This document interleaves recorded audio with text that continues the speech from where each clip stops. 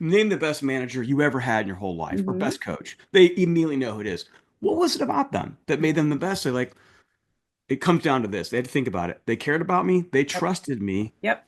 And when we know and trust them and we grow them, We'll guess do what? anything for them. It's love. And Yeah. they end up saying, I mean, I loved working for her. Three things you will learn from this episode today. Number one, how love can be a strategic competitive advantage. Number two, how do we generate a cosmic tailwind for success? And number three, why your higher power wants you to win. Welcome to this episode of the Heartbeat for Hire podcast. I feature Olympians, CEOs, disruptors, authors, professional athletes, and the best of the best, where they share their stories of resilience with my lens on leadership and culture. Let's get started. What do you get when you get a baller keynote speaker, 19 years working for Fortune 50 firms, the number one seller out of 10,000 salespeople, a master sales trainer, a client list you would dream of, and a storyteller with a fabulous sense of humor? You get Jenner Marcucci. Jenner, welcome to the show. Thanks for having me. Oh my I gosh. hope I hope It's all that's true, what you just Oh, said. it is. Otherwise, you wouldn't be here. So, Thank thank you. you for being on the show. I'm My so pleasure. excited that you're here. And we start every show the same way. So, would you please share a little bit of your story?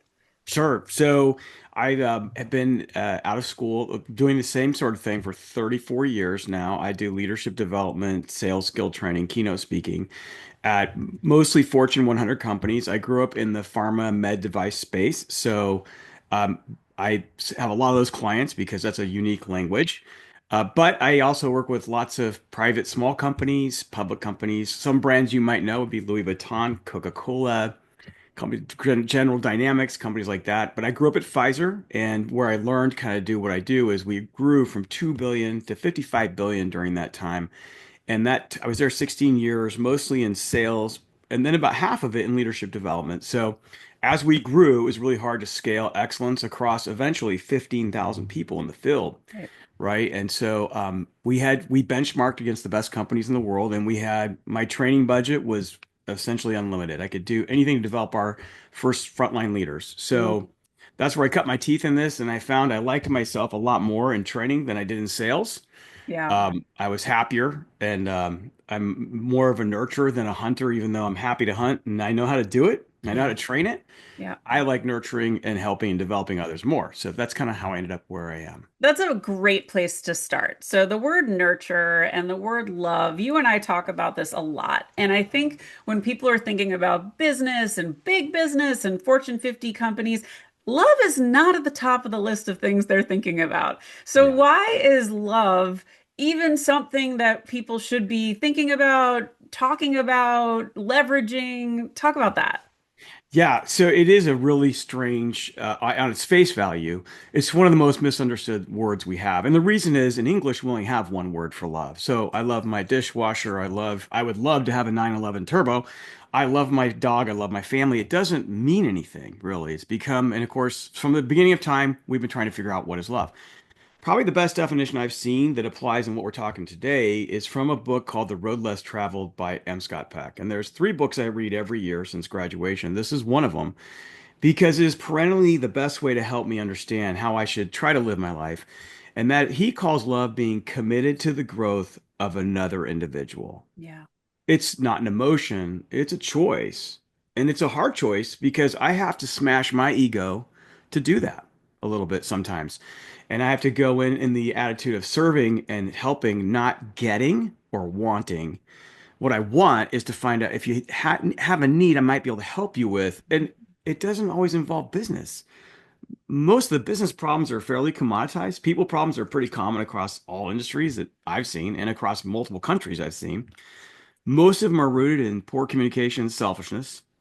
And so communication we work on separately. That's a whole separate thing, and that includes vision and implementation of that and measuring excellence, et cetera. But the selfish side is really how we're wired. We Right. wake up every day. Lyndsay looks out for Lyndsay. Jenner looks out for Jenner. Why? Well, for survival, really. Mhm. And so we have a really old brain, and it's designed for one thing. The amygdala is really designed primarily to help you survive. Mhm. And it doesn't understand morality. It doesn't understand if a threat is a threat to your ego or a safety threat. And we're wired for constantly looking for a threat. But that can be overcome, and that's what Viktor Frankl proved in Man's Search for Meaning. And so love for me is an attitude of how do I help this person and how do I help them grow? And sometimes that means having a hard conversation. That's not what we like to do. Yeah. And so we shy away from that in business sometimes, and we hurt the business and we hurt the person. So the way I motivate people who don't like to have those conversations is one, train them how to have them.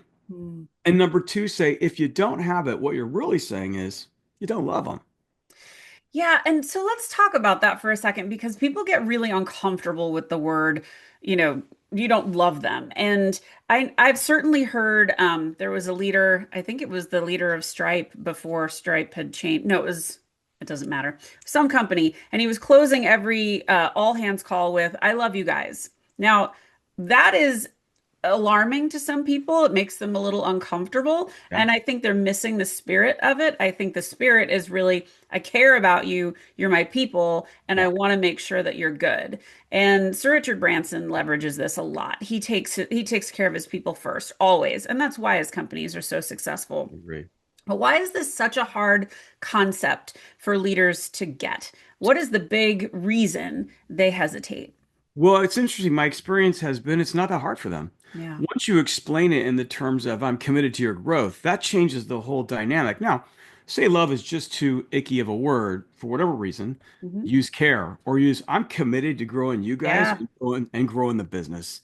That's a form of love, guys. When I say I love you, that's what I mean. Yeah. But I will tell you, Lindsay, there's clients I've been working with for 6 or 7 years, men, women. And because they enroll in this, we finish every call as, "Hey, I love you. Let me know how I can help you." Yeah. And it's not trite. Yeah. It's I really care about you. Yeah. And I'm committed to growing your business, even if it's not with me. If there's someone better, I will recommend them. Because what I'm committed to is growing your business, not making money. If I grow enough businesses and help people with their problems, mine get solved. But I didn't always believe that. I Yeah. used to be in scarcity. To be in that mindset, you have to be in abundance. Now, 100%.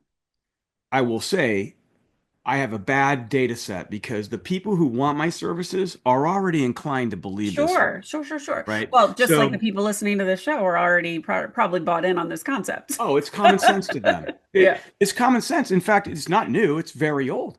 Yeah. My question is it common practice? Hmm.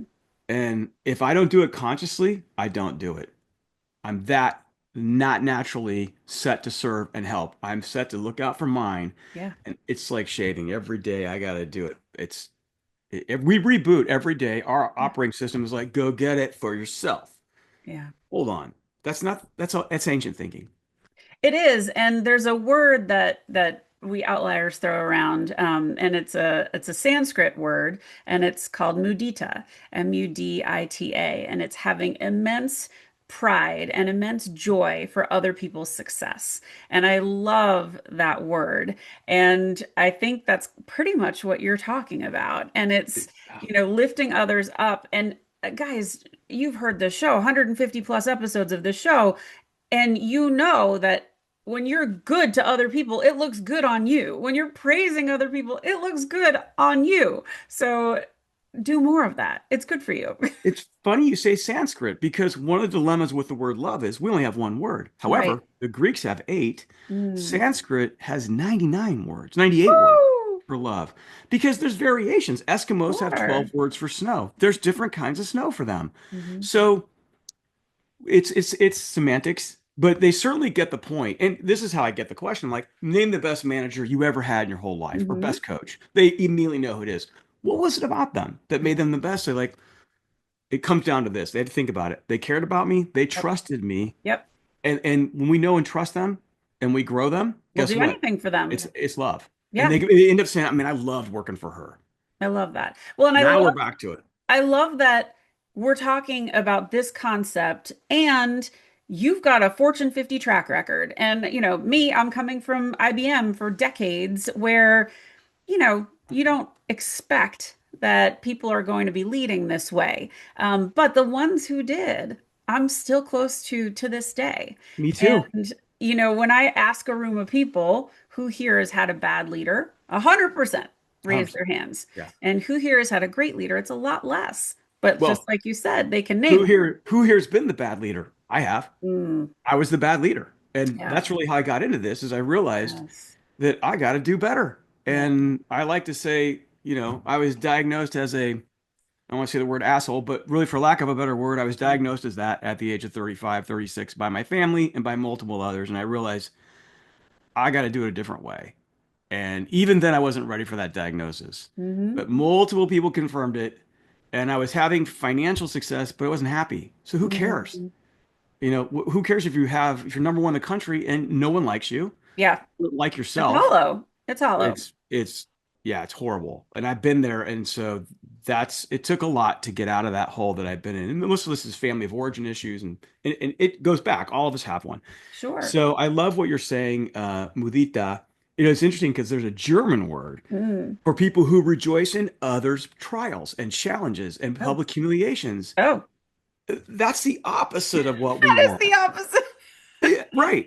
All right. Well, we're not going to teach that word. No, I'm But not even bringing it up, but you it's out you there. are multilingual, right? And Yeah. you're fluent in Spanish, and you obviously love languages. So I love that we're even going there because this wasn't even planned for today, but I love this. So do you speak? I know you're fluent in Spanish and English, or you speak a bunch of other stuff, right? No, no, I'm not really good in other languages. I can understand several because the Latin-based languages are similar. I can't Sure. speak them, but I do a lot in other countries, or I Yeah. have, and so I have not translators, but they're interpreters, right? Yes. And I have to meet with them beforehand to go, look, you're going to hear this word Yeah. This when I is what I say mean. it's the Yeah. same conversation we're having right now because Yeah. when you interpret, it's not translation. Mm-mm. Now I can do it in Spanish fluently, and I've spent 2 years in Spain. But what I have learned as I've traveled to other countries, the Russians, the ones I've met, they're good people. Yeah. They want what we want. They want to lay down tonight in peace. They want their families to prosper. They're the same in Denmark. They're the same in Japan. They Yep. express it differently. We're the same. Yeah. And we're coming from the same place cosmically. And I Oh. believe that that cosmic wants us to win. Perfect segue. So let's talk about this cosmic tailwind because, Yeah. you know, karma is a real thing. There's been Yeah. stories and songs and everything written about karma. I definitely believe that it's a thing. You put out good, you get back good. So talk about karma in business or this cosmic tailwind that you Yeah. refer to. That was a phrase I created. I should have copyrighted it. I've Yeah, never heard right. anyone say it, but it doesn't matter. All knowledge comes from somewhere else, not mine anyway. But what I found was I didn't really believe what you just said, that Mm, karma was a thing. I believe in the law of the harvest. You get what you earn, and it's a meritocracy. In fact, that's why I love capitalism, is it mhm, forces us to be better. There's an easier way. Yeah, mhm. you have to innovate, and yeah, you have to create, but there's a lot of people out there doing that. What a lot of people aren't doing is what I say is showing up in this attitude of service and love and mudita.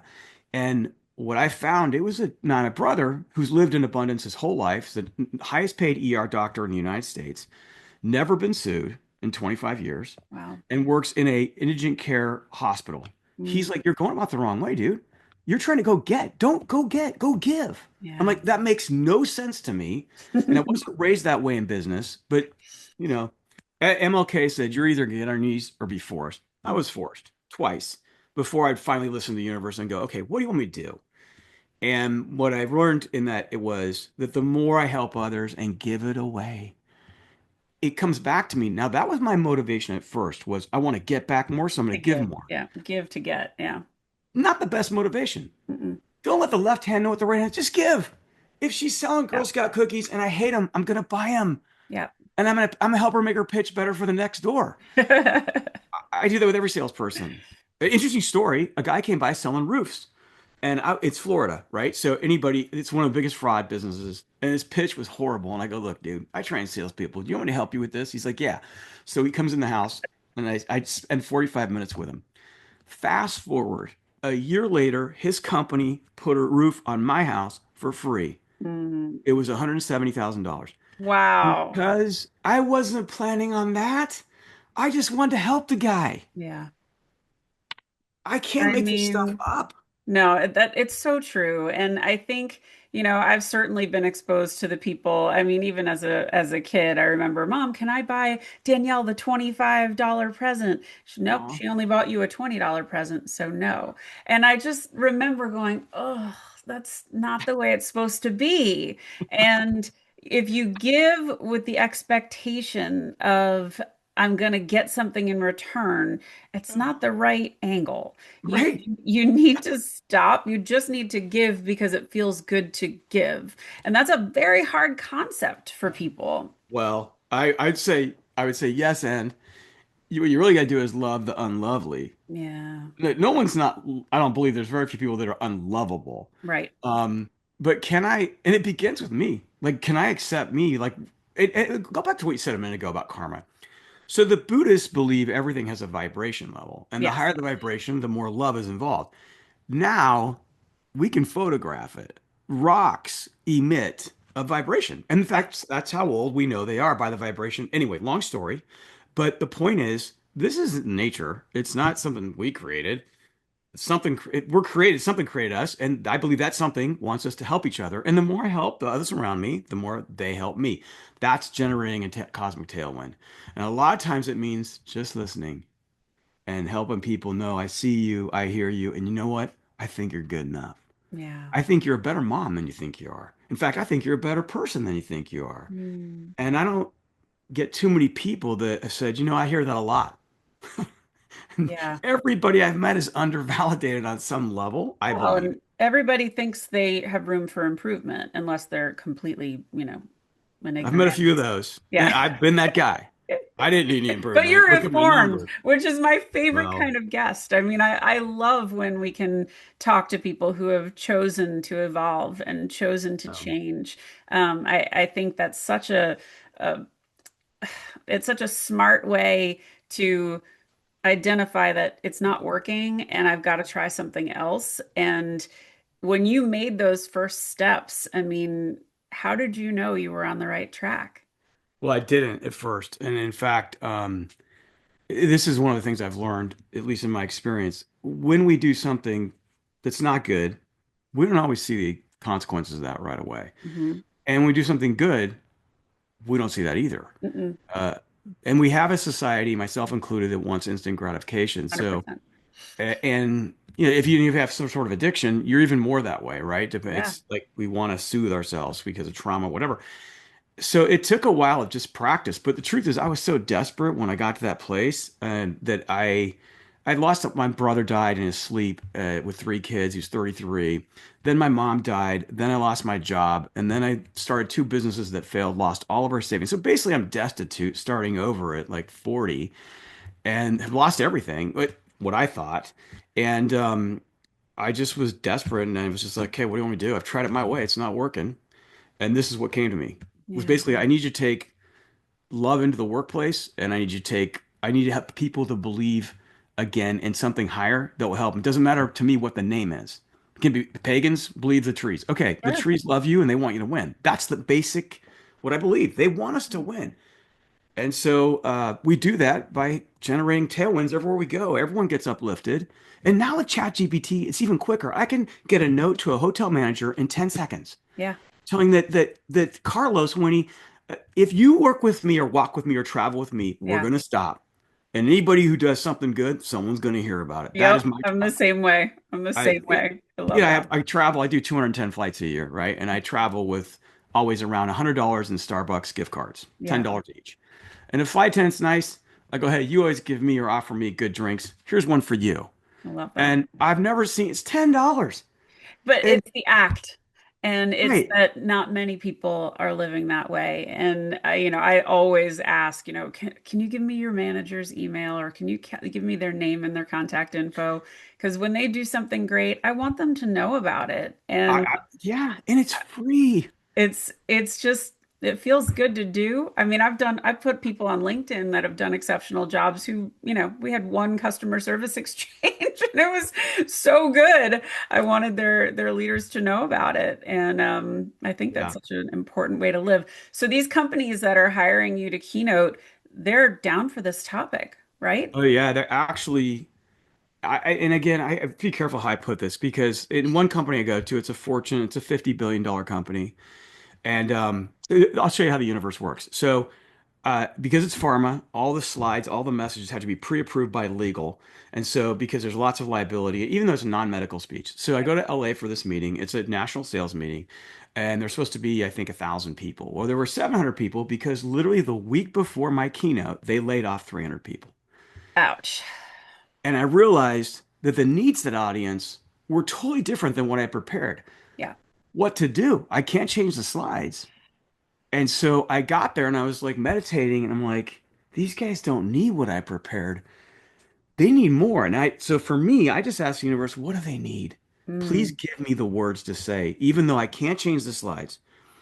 And that keynote received a standing ovation, not I because of bet. me, but because I dialed into this is why I believe they want to help us because they love these 700 people. Yeah. And they also love the 300 that got laid off. Well, and those 700 are wounded. Like Oh, they're yeah. they're worried, they're Yeah. stressed, their trust is fractured, and they needed somebody to make it okay and make them take a breath.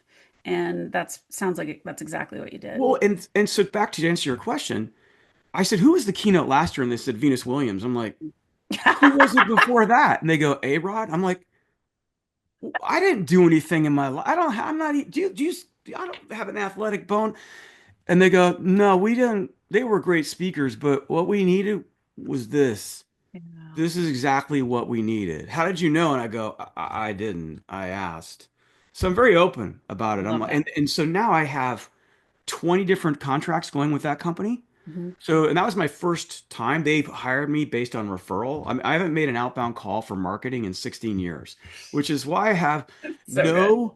I have no Instagram, I have no link. I don't do anything with social media because I don't have time. Because why? Because my phone's ringing, Yeah. not because I'm good. Well, you are good. That's Well, it's that's why we're talking.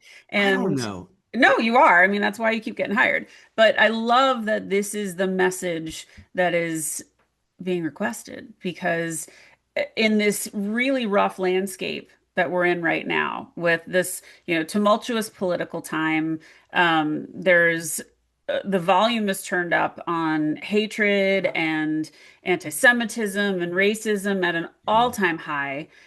I love that leaders are figuring that this is what their companies need. That makes me so freaking happy. Well, and again, it's this is not a new message. Mm-mm. It's as old as the hills. Your grandmother was right. Share, Yeah. say thank you, open Hmm. the door. And this is what's missing from our national dialogue. I think what you said is a lack of empathy. Yes. Like we won't even try to imagine how someone else feels. And I don't claim to be gifted in any of this. Like I'm a C minus on this on a gifted day. It is hard to be unselfish consistently. Well, you figured It- it it- out. So hold that thought. I'm going to sure. ask you what inspires you. We're going to come right back in 30 seconds. If you like the stories you hear every week on this show, guess what? I have hundreds more from my nearly 30 years in the leadership trenches. And I don't just talk about building irresistible culture, I do it. You can bring me into Keynote, moderate your panels, or work directly with your leaders to drive material change. So let's roll up our sleeves, go out to heartbeatforhire.com, let's connect, and let's make some magic happen. Go lead with heart. Jenner, one of my favorite questions. What inspires you? Okay, this is an odd answer. It is. We have 5 children, and we we create a family vision statement when they were like 2 because of the book Good to Great. Visionary is everything. What inspires me is when I see my daughter loving her children the same way Mhm, that her mother loved them in a mhm, very unselfish, self-sacrificing, self-damaging sometimes way. And it looks like this. 3 children are screaming. There's the water's boiling over the stove, and it's like Sully trying to land the plane, and they're able to, in a peaceful way, vibe out the place, and everybody calms down. I'm like, what just happened? How did you do that? It's, it's magic to me. Yeah, It gives me goosebumps because it's a power I don't have. yeah, And I go, how did you do it in a loving way? I didn't grow up in a house like that, so that inspires me. Probably yeah. not what you're looking for. No, I love your daughter Zan. That's how we met. So, Right, right. not at all surprised that you would say that. So, what would you like your legacy to be? I don't I don't think I want a legacy. In my age group, people are looking for that. I hope I leave the world a little better.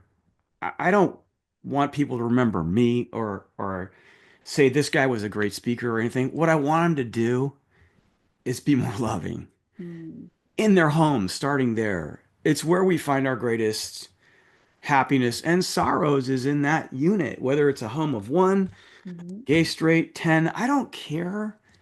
But we were tribally made to work together. And so when someone doesn't remember me, but they start a path of forgiveness with their dad or their son, and I get texts like this, that's what I want. I don't want them to think of Jenner ever again. Yeah. I want them to go home and go, I'm gonna try to be a little less selfish today. Mm, And that'll do it. And because it's not my truth anyway. yeah. I don't know if that makes sense. No, it I guess I does. would say I want children that do that. That would be a Yeah. legacy. No, that's it. That is a great, you have a great legacy, whether you believe it or not. What's next for you? Well, right now, because I travel so much, I'm trying to get a book out, and I've been resistant to do that because I don't think I'm that, I don't think I have something scientific. Like, I read Simon Sinek, I'm like, that's justified. Like, our motto is in God we trust, everybody else brings data. I'm not an original researcher like Brene Brown, but people are like, we want the stories that you share that inspire us. Yeah. So I'm creating I need to do a book like that. I need to get a social presence. So if you guys, anybody out there can help I will me. help you, and I have friends that will So, help you. but So, yeah, that's really next career wise, and try to save more money. So okay, well, I can't help you with that, I but know, and people can find you on LinkedIn, but and yeah, in my big social presence, yeah, yes, we're going you to can work put on my his phone social number out presence. there. So we're going to drop those here. Yeah. Jenner, this has been absolutely so lovely and so Thank refreshing. you. And guys, if you're listening, hang on because we're going to do some audience questions about sales stuff. So sit tight. I will come back with those. But Jenner, thank you for sharing your wisdom. You are a friend and a delight, and I'm so grateful that you came on the I show. I feel the same way. Thank you. Guys, get out there, lead with heart, and have a great day. Thank you to everyone who has submitted their questions. I am so excited to add this segment to the show. So, I am answering leadership, culture, troubling questions from all of you. So, please send them over, keep them coming. Today's question is giving feedback is hard. How do servant leaders remain firm and fair without getting super frustrated? Well, the first thing that I'm going to tell you is you need to know your people. And when you build a relationship on trust, and the first place to start is by asking the question, how can I be the best leader for you? When you ask this question, you're going to get a myriad of different answers. And that's based on age and tenure and goals and a million other things. But when you understand what they need and you understand where they want to go, you're building a foundation of trust. And when you have that trust, feedback comes a lot easier. Now, I will say, there has never been a person who has responded happily to the words, can I give you some feedback? Because can I give you some feedback generally is not good. It's usually a butt clenching moment. But can I give you some feedback can be awfully triggering. Now, if you've already built the trust and you've already established rapport with the people on your team, they're going to know that feedback coming from you is done safely and with respect, and they are willing to take that feedback. I can tell you from leading big teams, whenever I had that relationship, the people would take that feedback and run with it, and they would get better, and we would celebrate those wins. Feedback can be really hard to give. And if there is no trust, it will always be hard to give. And it's going to be hard for you to deliver, and it's going to be hard for them to hear it. But it's up to you. My advice, start with trust, build trust, start small, get to know people. And if you've never taken the time to get to know your team and ask that question, how can I be the best leader for you? Tell them, I never asked you this. And this is something I learned. We're all a work in progress. I'm trying to get better, but I need to know, what do you need from me? How can I support you best? If you start there, feedback will be a lot easier to give and a lot easier to receive. Take care, go lead with heart, and have a great day. Thanks for listening to this episode of Heartbeat for Hire. I hope you enjoyed what you heard. If you did, please subscribe to my YouTube channel or consider leaving a 5-star review and a great rating at Spotify or Apple. Thank you so much for your support. Have a great day.